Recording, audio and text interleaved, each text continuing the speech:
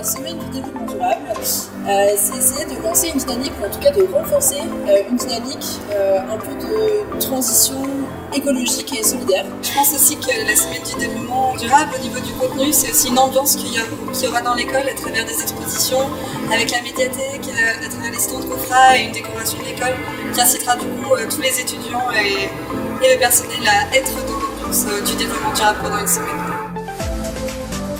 Alors, ce qui nous a donné envie de faire un plan vert à NCCUB, c'est de pouvoir valoriser toutes les actions qu'on peut mener à l'intérieur de l'école, donc tous les axes que recouvre ce référentiel. Et on s'est rendu compte qu'on avait plein d'actions positives à mettre en valeur. Alors, dans le plan vert, il est structuré avec 5 axes. Axe stratégie, formation, développement de tout ce qui est environnement, la recherche, et puis les actions sociales et territoriales.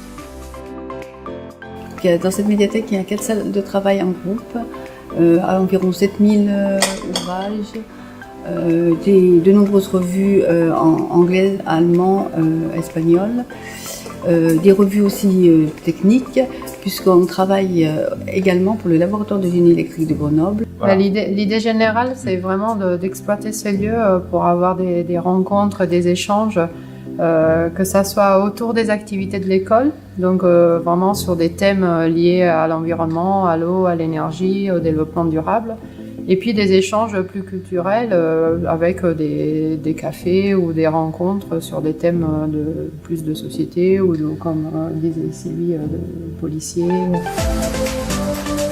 NCCUB, c'est une association de NCCUB qui en fait est rattachée à une grosse association française, une ONG, donc Enactus France.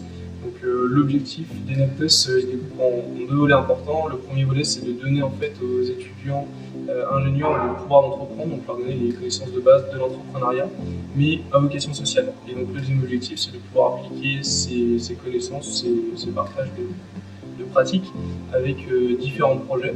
Moi, je suis sur 2 projets. Le premier, c'est le projet 30%, dont l'objectif est de réduire les déchets de 30% en mutualisant et en allant récupérer chez les particuliers des déchets compostables, des déchets organiques. Et l'objectif de cette association, c'est de promouvoir des initiatives environnementales. Donc l'année dernière, tout d'abord, on a fait des projections en amphi autour de la question de l'agriculture. Et on a monté donc un service de distribution de paniers de fruits et légumes. Il se passe 2 fois par mois et on a 102 inscrits, donc c'est beaucoup, c'est vraiment une réussite au sein de l'école. C'est environ des paniers de 4-5 kilos et avec des prix très abordables, et donc tous les légumes là, 10 € à prix fixe. C'est 10 € prix fixe. Donc ACE, c'est une association étudiante de l'NCCUB qui a pour but de rendre accessibles les énergies renouvelables à tout le monde. Donc en fait, avec ACE, on fait aussi des projets de sensibilisation au niveau local. On va sensibiliser aux énergies renouvelables, soit au niveau des maternelles ou au collège. Alors à l'international aussi, on a beaucoup de projets, notamment au Maroc. L'année dernière, on en a fait 2. Il y avait un projet en avril où il s'agissait de faire une formation à des étudiants ingénieurs au Maroc pour qu'ils apprennent à construire des éoliennes. Moi, j'ai fait partie du projet en juin.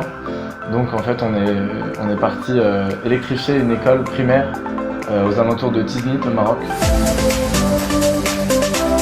Bon, le titre, c'est Des rivières et des hommes, donc c'est comment les aménagements humains, donc anthropiques, dans les bassins versants, dans les rivières, donc en particulier les aménagements, le développement des villes, les aménagements de barrages, les aménagements des berges, la navigation, tous ces aménagements-là ont des impacts sur l'écosystème aquatique.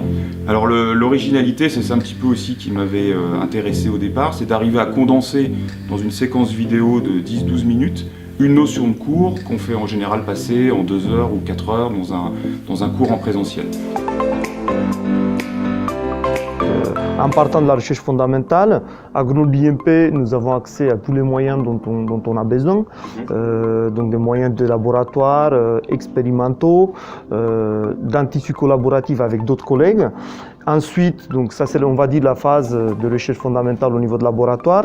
Ensuite, il y a la Linxium, la société d'accélération de transfert technologique de Grenoble, Linxium, qui accompagne beaucoup les laboratoires durant une phase de maturation et puis d'une incubation, nous accompagne jusqu'à la création de la start-up.